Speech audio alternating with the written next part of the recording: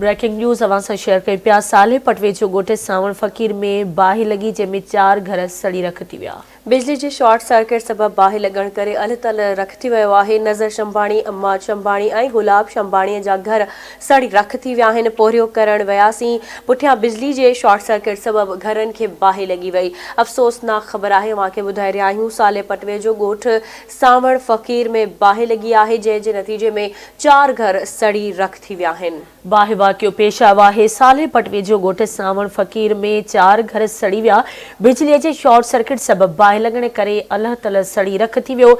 नज़र शंभाणी, अम्मा शंभाणी ऐं गुलाब शंभाणी जा घर सड़ी रख थी विया।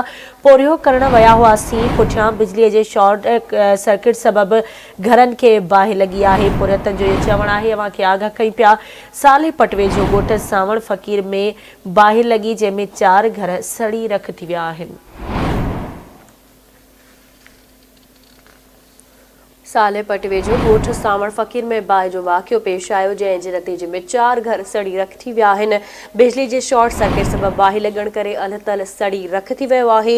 नज़र शंभाणी, अम्मा शंभाणी ऐं गुलाब शंभाणीअ जा घर सड़ी रख थी विया आहिनि। उन्हनि जो चवणु आहे त पोरियो करण वियासीं त पुठियां बिजली जे शॉर्ट सर्किट सबबि घरनि खे बाहि लॻी। एक भेरो ॿीहर अव्हांखे आगाह कयूं पिया। साले पटवे जो ॻोठ सावण फ़कीर में बाहि लॻण सबबि 4 घर सड़ी रख थी विया आहिनि। बिजली जे शॉर्ट सर्किट सबबि बाहि लॻण करे अलह तलह सड़ी रख थी वियो। तफ़सील मालूम कंदासीं। साले पट मां आवाज़ जो रिपोर्टर न्याज़ महर असां सां लाइन ते मौजूदु आहे। जी न्याज़, छा तफ़सील आहिनि? बाहि वाक़ियो कीअं पेश आयो? जी, मज़दूर दफ़्तर जा माण्हू आहिनि, उहे मज़दूर थी विया।